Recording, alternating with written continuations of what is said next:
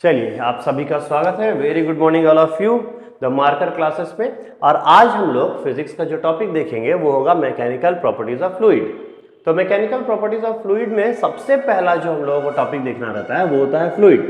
कई बार ये एक मिसकॉन्सेप्शन बच्चों के मन में रहता है कि फ्लूइड का मतलब होता है लिक्विड, लेकिन फ्लूइड का मतलब होता है वो कोई भी चीज जो फ्लो करता है। और फ्लो के नाम पर यहाँ पर लिक्विड भी फ्लो करता है और गैस भी फ्लो करता है। तो फ्लूइड के कैटेगरी में लिक्विड और गैस दोनों आता है। इसी बात से आज हम लोग अपना पूरा का पूरा क्लास स्टार्ट करते हैं और समझते हैं कुछ स्पेसिफिक टर्म्स के बारे में जो फ्लूइड से रिलेटेड है। ठीक है, तो पहले हम लोग देखेंगे कि फ्लूइड क्या है। तो देखिए यहाँ पर फ्लूइड के कैटेगरी में क्या क्या आता है। एक सॉलिड तो नहीं आ सकता है, तो फ्लूइड के कैटेगरी में क्या क्या आता है। एक लिक्विड आ सकता है और दूसरा गैस। ये दोनों ही फ्लो करते हैं और ये दोनों जब फ्लो करते हैं तो ये हम फ्लूइड के कैटेगरी में रख सकते हैं। फ्लूइड की जो कैटेगरी है उसमें एक बात हम लोग सबको समझने वाली है, वो क्या, इसमें टेंजेंशियल स्ट्रेस काम नहीं करता है। टेंजेंशियल स्ट्रेस क्यों नहीं काम करता है? तो टेंजेंशियल स्ट्रेस एग्जैक्टली यहाँ पर कुछ ऐसा होता है कि ये मान लीजिए अगर कोई सॉलिड है जिसका बेस फिक्स्ड है और हम अगर इधर सरफेस के पैरेलल कोई फोर्स लगाएं तो थोड़ी देर बाद इसका नाम देखिए ABCD। अगर हम ऐसे कोई फोर्स लगाएं तो ये C पॉइंट बहुत जल्दी C' पे और D पॉइंट बहुत जल्दी यहाँ पे D' पे चला जाता है। इसको हम लोग इस तरह से अगर मिला दें तो देखिए अब ये शेप बन गया। तो ये शेप बन गया। अगर हम लोग ये फोर्स छोड़ दें और ये इलास्टिक बॉडी है तो ये फिर से अपने ओरिजिनल शेप पे वापस आ जाएगा। इसी फोर्स पर यूनिट एरिया को हम टेंजेंशियल स्ट्रेस कहते हैं। तो लिक्विड या गैस में टेंजेंशियल स्ट्रेस काम नहीं करता है। क्यों? आप लोग सभी जानते हैं कि अगर इस तरफ कोई फोर्स लगाया जाए लिक्विड सरफेस पे तो वो लगेगा नहीं। क्यों? क्योंकि वो सॉलिड बॉडी है नहीं, वो तो फैलता ही जाएगा। तो यहाँ पर सॉलिड केस में हम लोग टेंजेंशियल या शियरिंग स्ट्रेस लगा सकते हैं, फ्लूइड के केस में ये नहीं लगा सकते। चलिए हम लोग इसके आगे बढ़ते हैं और अब हम लोग बात शुरू करते हैं यहाँ पर थ्रस्ट ऑफ लिक्विड की, कि यहाँ पर जो थ्रस्ट होता है वो लिक्विड का क्या होता है। ठीक है, यहाँ पर बहुत सारी चीजें हम लोगों को देखनी है। तो सबसे पहले तो हम लोग देखेंगे कि थ्रस्ट ऑफ लिक्विड क्या होता है।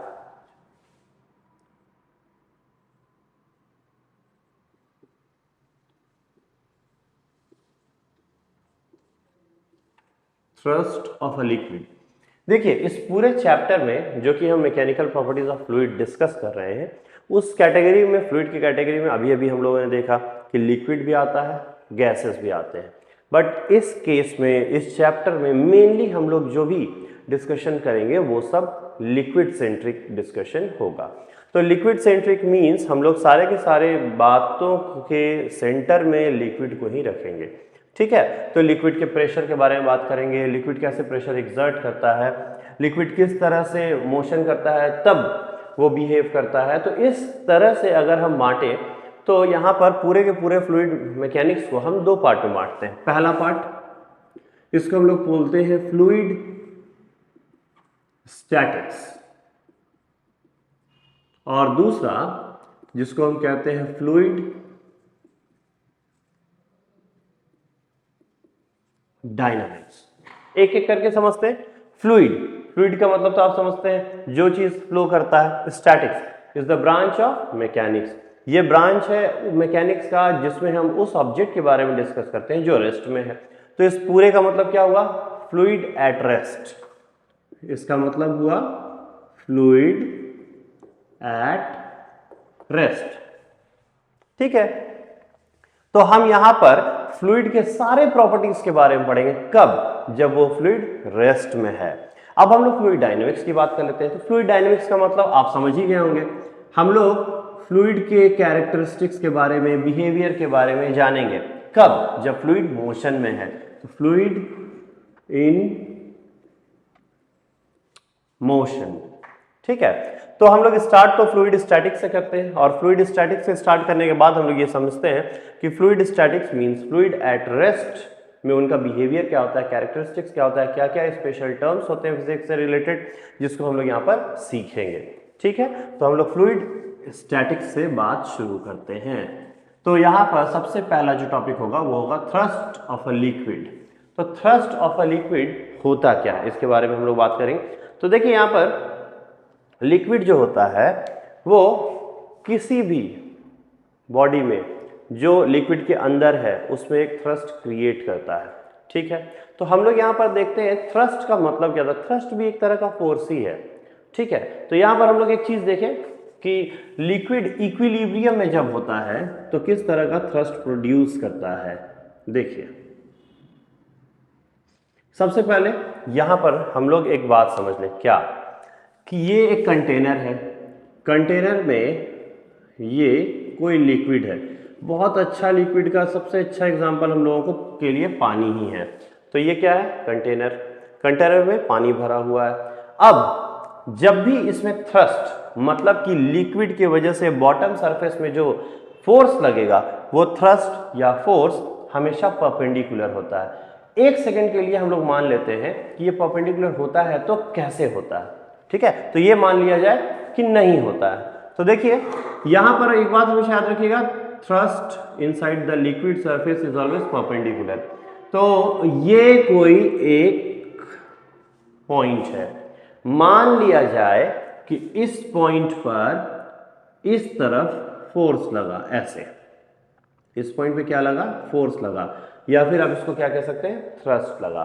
तो अगर लिक्विड इस पॉइंट पे tangentially, sorry not tangentially but obliquely, obliquely मतलब एक एंगल पे अगर फोर्स या थ्रस्ट लगाता है तो ये सरफेस भी लिक्विड पे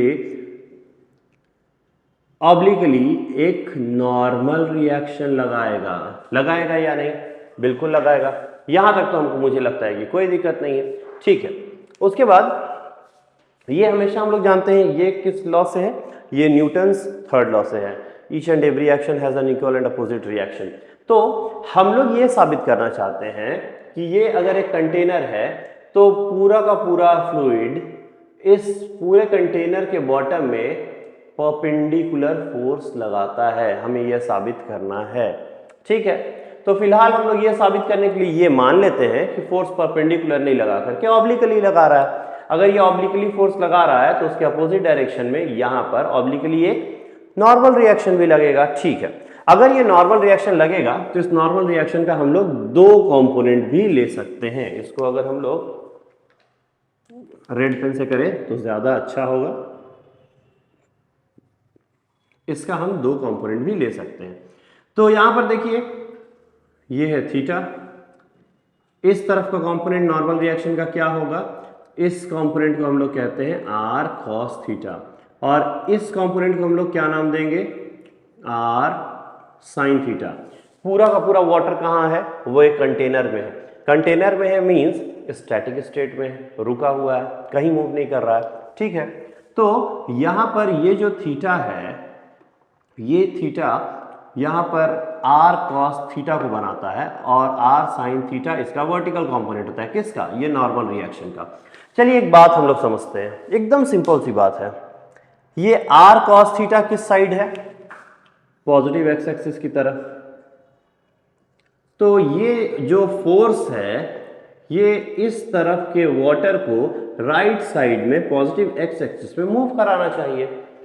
क्या ये मूवमेंट हो रहा है, नहीं हो रहा है। कैसे पता चला, क्योंकि वाटर कंटेनर में है और कंटेनर में जो वाटर है वो रेस्ट में है।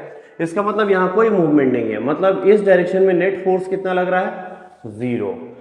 इस डायरेक्शन में नेट फोर्स जीरो लग रहा है, मतलब टेंजेंशियल डायरेक्शन में कोई फोर्स होता ही नहीं है। तो यहां पर अब एक ही ऑप्शन बचता है, वो क्या, वर्टिकल फोर्स। तो ये वर्टिकल नॉर्मल रिएक्शन ही बच जाता है। इसका मतलब हुआ कि ऑब्लिक फोर्स या थ्रस्ट नहीं लग करके यहां पर केवल परपेंडिकुलर थ्रस्ट ही लगता है। तो इस तरह से हम लोगों को यह पता चल गया कि ये नॉर्मल रिएक्शन है। थीटा एंगल पर हम आर कॉस थीटा और आर साइन थीटा पे नॉर्मल रिएक्शन को दो कंपोनेंट में ब्रेक करते हैं। तो इसका आर कॉस थीटा का जो वैल्यू है वो जीरो है। कैसे पता चलता है जीरो, क्योंकि उस तरफ लिक्विड मूव ही नहीं किया। क्यों मूव नहीं किया, क्योंकि लिक्विड कंटेनर में है और हम लोग हाइड्रोस्टैटिक्स पढ़ रहे हैं। तो वहां पर अगर लिक्विड मूव नहीं किया तो इसका मतलब है कि r cos थीटा वाला जो कंपोनेंट है फोर्स का, नॉर्मल रिएक्शन फोर्स का, वो 0 है। तो इस डायरेक्शन में अगर कोई नॉर्मल रिएक्शन का फोर्स ही नहीं है तो यहां तो है, यहां है। और ये r sin थीटा किसको कंट्राडिक्ट कर रहा है, किसको वो अपोज कर रहा है, तो वो इस f को अपोज कर रहा होगा। इसका मतलब कि r cos थीटा और r sin थीटा में इसका कोई वैल्यू नहीं है, तो r sin थीटा ही एग्जिस्ट करता है। और r sin थीटा किसके अपोजिट लगता है, तो वो इस फोर्स के लगता है। मींस यहां पर जो थ्रस्ट लग रहा है वो हमेशा वर्टिकल लगता है। कहां के, इस कंटेनर के बॉटम के वर्टिकली डाउन। तो ये कभी भी ऑब्लिकली या टेंजेंशियली फोर्स ना लग करके थ्रस्ट हमेशा वर्टिकली डाउनवर्ड लगता है। तो यही है बेसिक सिस्टम थ्रस्ट के समझने का, कि यहाँ पर अगर कोई लिक्विड है तो ये सारा का सारा लिक्विड किसी कंटेनर के बॉटम पर वर्टिकली डाउनवर्ड ही फोर्स लगाता है और किसी डायरेक्शन में नहीं, ना ही वो टेंजेंशियल लगाएगा ना ही वो ऑब्लिकली लगाएगा। ठीक है, तो यहाँ तक हम लोग ये वाला बात समझ गए। अब हम लोग इसके आगे बात डिस्कस करते हैं प्रेशर के बारे में। तो देखिए प्रेशर क्या होता है, हम लोग 8-9 क्लास में भी पढ़ करके देखें क्या, कि प्रेशर का मतलब होता है force exerted by any external agent on a unit area of cross section। Simple सा बात, अगर ये कोई लीक कंटेनर है जिसमें कि ये कोई फ्रिक्शनलेस पिस्टन है और यहां पर हम गैस रखते हैं या लिक्विड रखते हैं, चलिए ठीक है, तो लिक्विड नहीं रख सकते हैं। उसका रीजन क्या है वो भी हम आपको बताते हैं। पहले यहां पर हम लोग गैस देख लेते हैं। ये गैस है, तो इस गैस में के ऊपर यहां पर पिस्टन रखा हुआ है। अगर हम इस पिस्टन पे फोर्स लगाएं, इस डायरेक्शन में फोर्स लगाएं, तो पिस्टन का इतना सारा एरिया, मान लीजिए कि इसका एरिया है ए, ये एरिया कितना है ए, तो ये फोर्स हम पिस्टन पे लगाए, फिर वही फोर्स पिस्टन इस गैस पे लगाएगा या फिर इस लिक्विड पे लगाएगा, जो भी फ्लूइड में है उस पे लगाएगा। तो हम यहाँ पर लिक्विड क्यों नहीं रख सकते, क्योंकि लिक्विड जो होता है वो इनकम्प्रेसिबल होता है, वो कंप्रेस नहीं हो सकता, आपको पता ही नहीं चलेगा कि यहाँ पर हम लोगों ने प्रेशर लगाया है। तो उससे अच्छा है कि हम लोग यहाँ पर गैस रखें। गैस क्या होता है, वो कंप्रेस हो जाता है। तो अगर हम यहाँ पे फोर्स लगाएंगे तो पिस्टन इस कंटेनर के अंदर जाएगा। पिस्टन जब इस कंटेनर के अंदर जाता है तो क्या होगा, तो पिस्टन का इतना एरिया इस पूरे के पूरे फ्लूइड पे, गैस पे एक फोर्स लगाता है। ठीक है, तो इतना एरिया फोर्स लगाया F, तो हम pressure is equal to force per unit area को आसानी से डिफाइन कर सकते हैं। तो प्रेशर और फोर्स में बहुत सारे डिफरेंसेस हैं। आप ऐसा मत समझिएगा कि जहां पर प्रेशर काम करता है वहां पर फोर्स काम करता है, ऐसा कुछ नहीं है। फोर्स और प्रेशर में डायरेक्टली प्रोपोर्शनल का रिलेशन है। फोर्स प्रेशर और एरिया क्रॉस सेक्शन में इनवर्सली प्रोपोर्शनल का रिलेशन है, लेकिन ये दोनों फिर भी सेम क्वांटिटी नहीं है। एग्जांपल के लिए, जब आप किसी नाइफ से वेजिटेबल या फिर फ्रूट को काटते हैं तो वहां पर फोर्स काम करता है या प्रेशर काम करता है, वहां पर प्रेशर काम करता है। क्यों, क्योंकि अगर ये एक एप्पल है, मान लीजिए ये एक एप्पल है, ठीक है, इसको अगर आपको किसी नाइफ से कट करना है तो आप नाइफ का जो शार्प एंड होता है उससे इसको कट कर सकते हैं, सेम फोर्स लगा करके आप इसको इस तरह से कट कर सकते हैं। लेकिन वही नाइफ का जो ब्लंट एंड होता है, जो नाइफ का को आप उल्टा कर दीजिए, उसका जो ब्लंट या मोटा वाला एंड होगा उससे आप उतना ही स्मूथली क्या इस एप्पल को काट सकते हैं? नहीं काट सकते। रीजन क्या है? रीजन ये है कि ब्लंट एंड जो होता है उसका एरिया ऑफ क्रॉस सेक्शन ज्यादा होता है, तो वो कम प्रेशर एक्सर्ट करता है। एक और एग्जांपल, मान लीजिए कि ये एक कील है, नेल, ये उसका शार्प एंड है, तो हम शार्प एंड को दीवार की तरफ रख करके हथौड़ा मार करके इस नेल को इस वॉल पे फिक्स कर सकते हैं। लेकिन क्या इसका जो यहाँ पर ब्लंट एंड है उसको यहाँ पर रख करके उतना ही फोर्स लगा करके क्या इस कील को इस दीवार के अंदर फिक्स किया जा सकता है? नहीं। रीजन क्या था?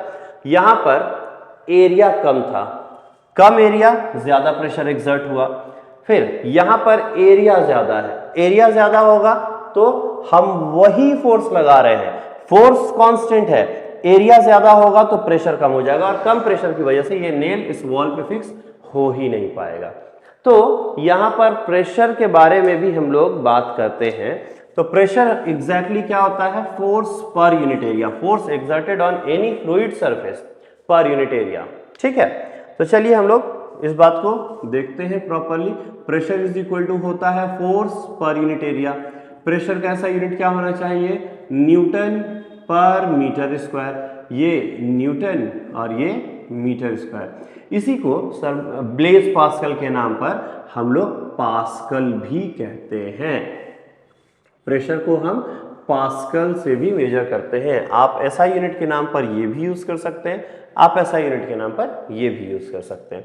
तो ये बेसिक सिस्टम है कि प्रेशर कैसे काम करता है लिक्विड के केस में या गैस के केस में, कलेक्टिवली कहेंगे तो फ्लूइड के केस में। प्रेशर का मतलब होता है फोर्स पर यूनिट एरिया।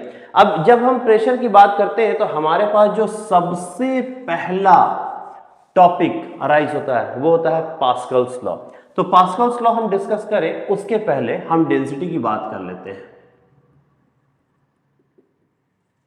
ठीक है, तो डेंसिटी मतलब मासिव डेंसिटी की अगर बात करेंगे, देखिए हर बार डेंसिटी का मतलब मासिव डेंसिटी ही नहीं होता है। कई बार आप डेंसिटी का मतलब ऑप्टिकल डेंसिटी भी होता है कई केसेस में। तो मासिव डेंसिटी और ऑप्टिकल डेंसिटी दो डिफरेंट केसेस है। मासिव डेंसिटी का मतलब होता है mass of a substance and volume occupied by that substance. जबकि वही ऑप्टिकल डेंसिटी की बात करेंगे तो ऑप्टिकल डेंसिटी हम लोग कहां पर डिस्कस करते हैं? जब हम लोग ऑप्टिक्स पढ़ते हैं, वहां पर ऑप्टिकल डेंसिटी ये बताता है कि किसी भी मीडियम में विजिबिलिटी कितना है। जैसे विंटर सीजन में अगर बहुत फोग होता है, स्मोक होता है, हमें क्लियर नहीं दिखता है, तो उस केस में हम लोग बोलते हैं ऑप्टिकल डेंसिटी हाई है। ऐसे अगर नॉर्मल डेज को हम देखें, समर डेज या नॉर्मल डेज है जिसमें विजिबिलिटी बिल्कुल अच्छा होता है, तो हम क्या कहते हैं ये ऑप्टिकली लेस डेंसर है या रेयरर मीडियम है। तो massive density is completely different from optical density. यहां पर हम लोग क्या देखेंगे? यहां हम लोग देखेंगे density is equal to mass by volume होता है। तो मास बाय वॉल्यूम में अब दो बातें हैं, ये देखिए फ्लूइड की बात करेंगे तो लिक्विड की बात पहले और उसके बाद फिर गैस की बात। तो देखिए मास तो किसी भी सब्सटेंस का हमेशा कांस्टेंट होगा, इसमें तो हम लोगों को समझने वाली कोई बात नहीं है। मास का मतलब क्या होता है? Content present in the body, तो कंटेंट तो वही होगा। तो लिक्विड के केस में अगर मास इतना है तो गैस के केस में भी मास हम लोग उतना ले सकते हैं। But what about volume? Liquid के केस में वॉल्यूम जो होता है वो फिक्स होता है। 1 लीटर दूध 1 ही लीटर दूध होता है, वो 2 लीटर नहीं हो सकता है। तो यहां पर वॉल्यूम जो है वो फिक्स्ड है। गिवन लिक्विड का जो वॉल्यूम है वो फिक्स्ड है। तो fixed mass by fixed volume gives fixed density. तो लिक्विड का डेंसिटी फिक्स्ड होता है। ठीक है, डेंसिटी को हम लोग कई बार रो से डिनोट करते हैं। आते हैं गैस में। गैस का जो वॉल्यूम होता है वो फिक्स नहीं होता है। आप कभी भी देखिएगा गैस को अगर आप कंप्रेस करके रखिएगा वो कंप्रेस हो जाएगा, जब आप उसको एक्सपैंड होने दीजिएगा वो एक्सपैंड होकर बड़ा वॉल्यूम ऑक्यूपाई कर लेगा। लिक्विड के साथ ऐसा नहीं होता है। क्यों? देखिए यहां पर एकदम सिंपल सा रीजन है, लिक्विड इनकंप्रेसिबल होता है। ठीक है, तो इनकंप्रेसिबल भी होता है और उसको हम एक्सपैंड भी नहीं कर सकते हैं, कंप्रेस भी नहीं कर सकते, एक्सपैंड भी नहीं कर सकते। तो एक बात आप सोच करके देखिए, यहां पर एक पिस्टन हम लगा दिए, ये पिस्टन है, तो लिक्विड इतना ऑक्यूपाई कर लिया स्पेस। अब इस पिस्टन को उठा करके हम यहां पर रख देते हैं। ठीक है, तो क्या लिक्विड अपने से इस स्पेस में ऊपर आएगा? नहीं। यहां पर देखिए अगर हम लोग बात करते हैं कि ये लिक्विड है, ये एक बॉटल है जिसमें कोल्ड ड्रिंक भरा हुआ है और यहां पर आप देखिए कि ये लिक्विड इतना स्पेस ऑक्यूपाई किया हुआ है और ये स्पेस खाली है। तो लिक्विड अपने से ना एक्सपैंड होगा ना ही कंप्रेस होगा। क्यों? क्योंकि वो उसका वॉल्यूम फिक्स हो जाता है। लेकिन क्या कहना है, अगर हम उसके शेप की बात करेंगे तो उसका शेप फिक्स नहीं होता है। किसी भी कंटेनर में अगर हम लोग उसको रखते हैं तो वो उसी कंटेनर का शेप ले लेता है। तो ये तो बस केवल इस वजह से होता है क्योंकि वो रिजिड बॉडी नहीं है, तो फ्लूइड कभी भी रिजिड हो नहीं सकता है। तो यहाँ पर रिजिड बॉडी नहीं होने की वजह से उसका शेप फिक्स नहीं है, लेकिन वॉल्यूम उसका फिक्स है। लेकिन क्या होगा अगर हम इस बॉटल में गैस भर दें? तो देखिए, अगर हम यहां तक भी गैस भर दें, गैस तो खुद ही ऑक्यूपाई कर लेगा सारा स्पेस, और यहां पर हम एक स्टॉप कॉक लगा करके रखें तो गैस वहीं तक रहेगा। ये स्टॉप कॉक हटा देते हैं, जैसे ही ये स्टॉप कॉक हटाएंगे गैस बाहर आ जाएगा और बड़ा स्पेस ऑक्यूपाई करेगा। तो बड़ा स्पेस मीन्स बड़ा वॉल्यूम ऑक्यूपाई करेगा। तो इस तरह से गैस के केस में वॉल्यूम फिक्स नहीं होता है। तो अगर वॉल्यूम फिक्स नहीं होगा तो वॉल्यूम वैरी करेगा। यहां पर हम लोग देखिए, वॉल्यूम क्या होगा? वेरिएबल होगा। जब वॉल्यूम वेरिएबल होगा तो डेंसिटी भी वेरिएबल होगा। तो इससे हमको क्या पता चला? इससे हमको यही पता चला कि लिक्विड का डेंसिटी फिक्स होता है और गैस की डेंसिटी वेरिएबल होता है। ठीक है, तो यहां तक हम लोगों को यह पता चला कि डेंसिटी क्या होता है? मास पर यूनिट वॉल्यूम। लिक्विड के केस में यही डेंसिटी फिक्स्ड होता है, गैस के केस में यही डेंसिटी वेरी करता है। वेरी क्यों करता है? वॉल्यूम की वजह से। मास तो सबका फिक्स है। ठीक है, तो यहां पर हम लोग नेक्स्ट टॉपिक की तरफ चलेंगे। ठीक है, तो नेक्स्ट टॉपिक मतलब कि हम लोग जिस बारे में बात कर रहे थे वो था प्रेशर। तो प्रेशर के बारे में बात करेंगे और पास्कल्स लॉ की बात ना हो ऐसा हो नहीं सकता है। तो अब हम लोग क्या बात करेंगे? पास्कल्स लॉ की बात करेंगे। देखिए यहां पर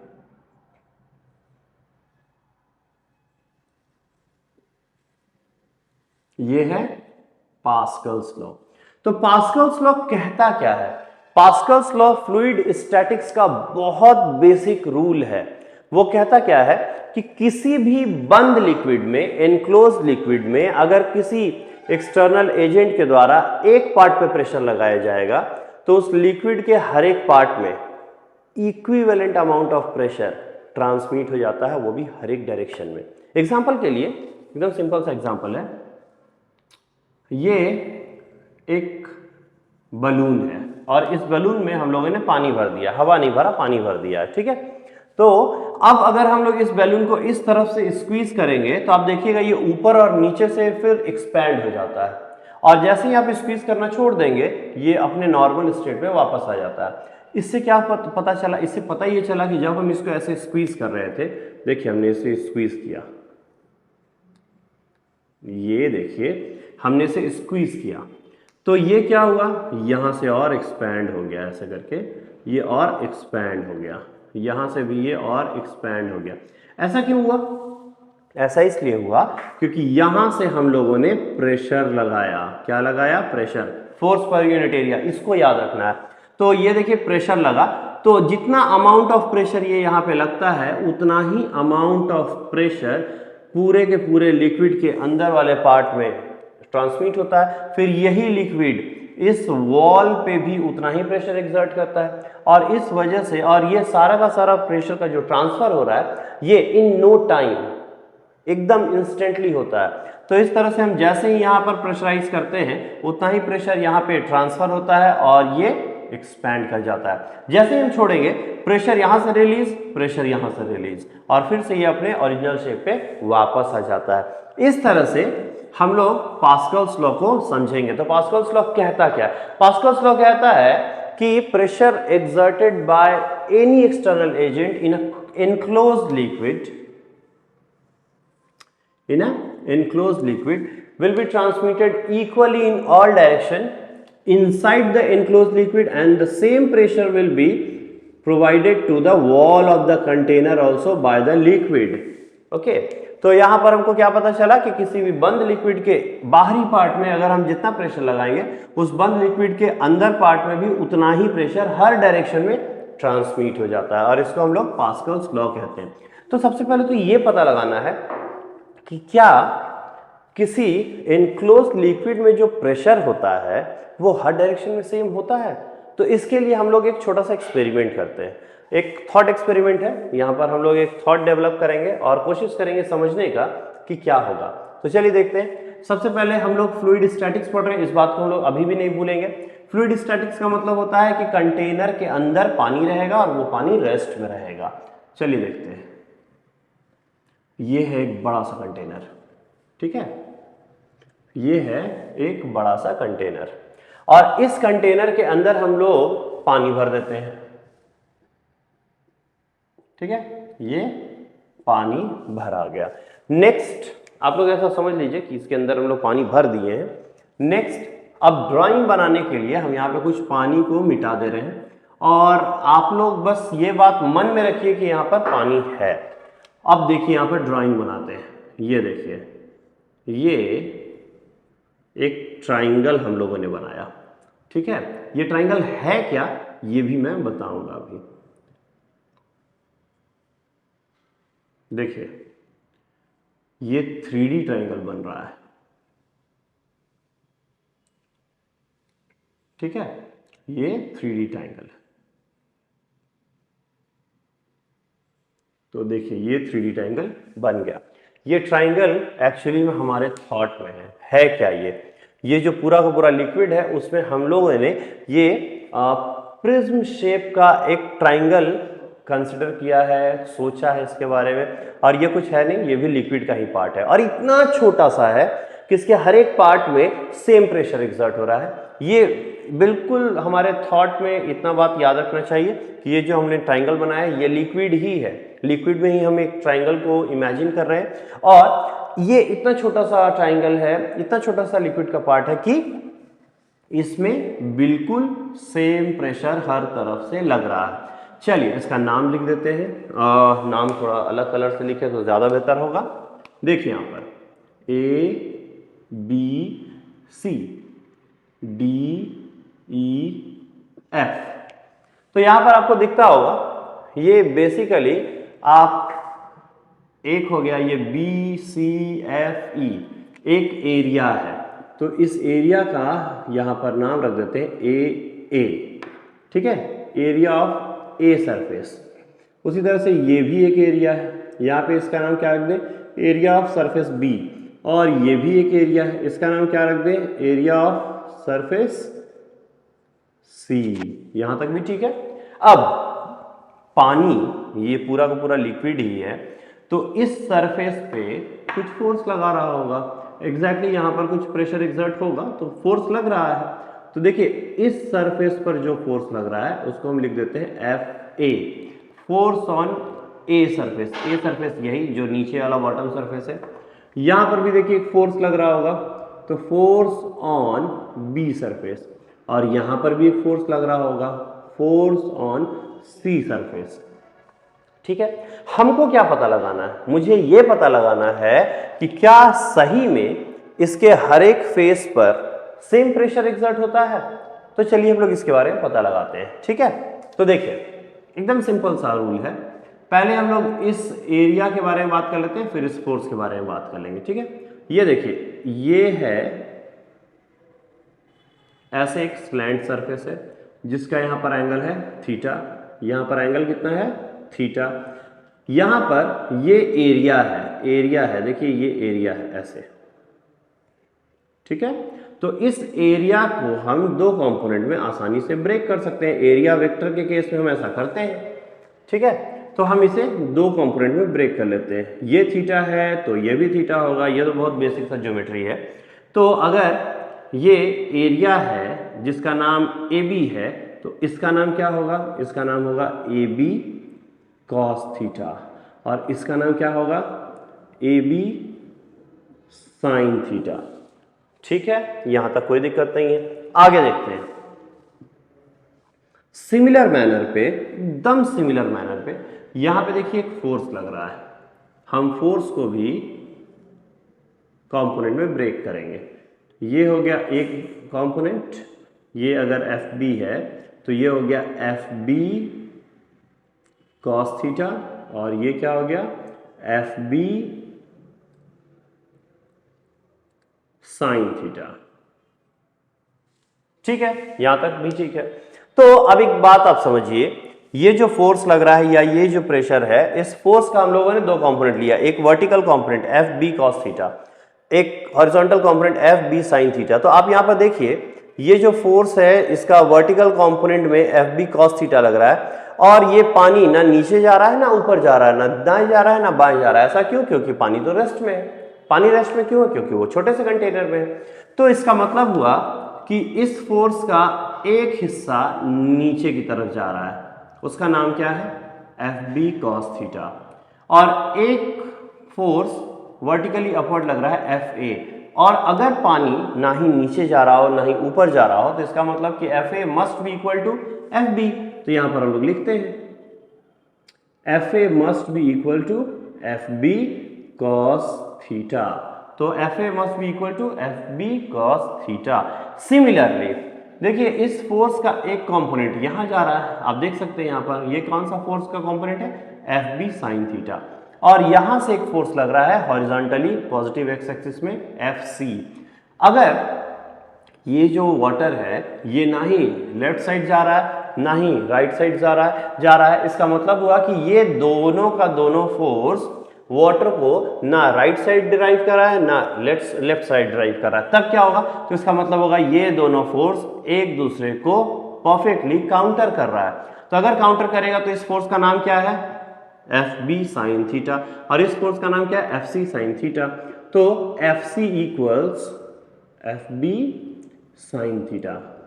equation number 1, equation number 2 completed. अब आते हैं हम लोग एरिया में। ये देखिए ये इस एरिया का ये है एक कंपोनेंट वर्टिकली डाउन, और यहां पर एक एरिया है ए ए जो वर्टिकली अप है। तो इसका मतलब भी हम लोग इसको ऐसे लिख सकते हैं। देखिए ए इक्वल्स, सॉरी यहां पर क्या लिखेंगे? A B cos theta. और उसी तरह से ये एरिया है, यहां पर एक एरिया का कंपोनेंट देख रहे हैं और यहां पर एक एरिया है ए सी। तो यहां पर हम लोग क्या लिख सकते हैं? A C equals A B sine theta. Equation number 3, equation number 4। तो एक बात बताइए, यहां पर हम लोग एकदम सिंपल सा बात करते हैं, ठीक है? सबसे पहले हम यहां पर एफ ए लेते हैं। देखिए एफ ए फोर्स लग रहा है ए सरफेस पर, और उस सरफेस का एरिया कितना है? ए इक्वल्स, अब देखिए यहां पर एफ ए इक्वल्स कितना है? F B cos theta. लिख देते हैं भाई F B cos theta. A surface कितना है? A B cos theta. Cos theta get cancelled. So finally क्या आया? F A by A equals F B by A B. ठीक है, तो एफ ए बाई ए मतलब force on surface area A, area of surface area A. तो इसका मतलब हो गया कि हम लोग लिख सकते हैं यहां पर कि ये है P A equals P B. Means यहां पर पी बी सरफेस में जितना भी प्रेशर लग रहा है पी ए सरफेस पे भी उतना ही प्रेशर लग रहा है। चलिए इसको हम लोग और एक तरीके से सीखते हैं। यहां पर देखिए हम लोग अब एफ सी यहां पर लेते हैं, F C divided by A C equals, यहां देखिए F C is equal to क्या है? F B sine theta. क्या है? F B sine theta divided by A C is equal to क्या है? A B sine theta. Sine theta cancel हो जाएगा, तो F C by A C means pressure on C surface equals F B by A B means pressure on B surface. ये भी equal है। तो यहां पर बी और ए साइड का जो प्रेशर है सेम है, बी और सी साइड का जो प्रेशर है सेम है। सो अल्टीमेटली हम लिख सकते हैं pressure on surface A equals pressure on surface B equals pressure on surface C. इससे क्या पता चला? इससे पता चला कि किसी भी पूरे लिक्विड में कहीं भी अगर आप देखिएगा तो हर एक सरफेस पे चाहे वो सरफेस स्लैंट सरफेस हो, वर्टिकल सरफेस हो, हॉरिजॉन्टल सरफेस हो, हर एक सरफेस पे जो प्रेशर एग्जर्ट होता है वो सेम प्रेशर होता है। और एक बात ये हाइट की भी बात है कि अगर वो सेम डेप्थ पे है तो सेम प्रेशर एग्जर्ट होगा। डेप्थ और बढ़ेगा तब क्या होगा, इसके बारे में भी हम लोगों को सीखना होगा। तो हम लोग उसके बारे में भी सीखेंगे। यहाँ पर जो सबसे इंपॉर्टेंट बात हम लोगों ने सीखा वो क्या था, पास्कल्स लॉ। पास्कल्स लॉ क्या कहता है, किसी भी बंद लिक्विड के किसी एक पार्ट पे जितना प्रेशर लगता है उस बंद लिक्विड के हर एक पार्ट में उतना ही प्रेशर लगता है। तो इसी बात को हम लोग मैथमेटिकली यहाँ पर सीख गया कि pressure on the surface A, pressure on the surface ये ए है, ये बी है, and pressure on the surface C, तीनों इक्वल है, मीन्स हर एक सरफेस पे प्रेशर सेम। तो ये है पास्कल्स लॉ। चलिए अब हम लोग पास्कल्स लॉ के एप्लीकेशन के बारे में भी समझ लें। है तो बड़ा मजेदार एप्लीकेशन, और ये आपके daily life, daily routine life में भी बहुत काम आता है। एग्जांपल के लिए हम यहाँ पर दो एक्सप्लेनेशंस देखेंगे, दो एप्लीकेशंस देखेंगे। चलिए एक एक करके हम लोग देखते हैं। तो यहाँ पर पहला होगा हाइड्रोलिक लिफ्ट। हाइड्रोलिक लिफ्ट, तो हाइड्रोलिक लिफ्ट करता क्या, आप लोगों ने देखा होगा आजकल जो ट्रक आता है जो बहुत बड़े सारे बड़े बड़े एरियाज में जाता है, और बड़ा सा ट्रक होता है, बहुत हैवी अमाउंट में बालू या गिट्टी लेकर के मूव करता है। लेकिन जिस जगह पर वो जाता है और उसको अनलोड करना रहता है, तो वहाँ पर क्या करता है ड्राइवर, एक बटन ऑन करता है। स्विच ऑन करने के बाद ट्रक का जो पिछला वाला पोर्शन होता है वो खुद ही ऐसे करके एलिवेट होता है, और सारा का सारा जो भी मैटर है, सब्सटेंस है, वो बालू हो, गिट्टी हो, जो भी हो, वो खुद ही अनलोड हो जाता है। तो ये हाइड्रोलिक लिफ्ट है।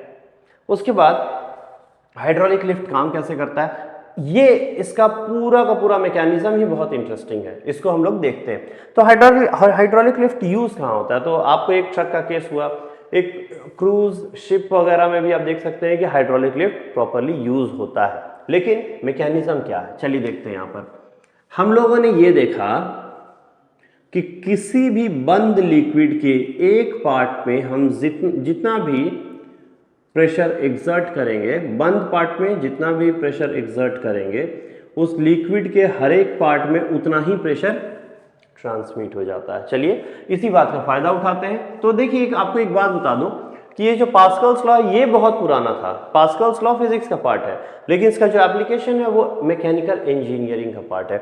ये इंजीनियरिंग बहुत ही हाल के दिनों में 90s में डेवलप हुआ, तब हम लोगों को पता चला कि ये हाइड्रोलिक लिफ्ट का भी काम कर सकता है अगर हम पास्कल्स लॉ को प्रॉपरली यूटिलाइज करें। तो चलिए देखते हैं। यहाँ पर ये एक यू ट्यूब है, ये वो वाला यू ट्यूब नहीं है जिसपे हम लोग अभी हैं या आप मुझे देख रहे हैं। ये वो यू ट्यूब है जिसको हम लोग इस तरह से लिखते हैं, ये यू शेप का ट्यूब है, ठीक है। और ये वेरिंग क्रॉस सेक्शनल एरिया वाला है, मींस यहाँ पर आप देख सकते हैं एरिया कम है और यहाँ पर एरिया ज्यादा है।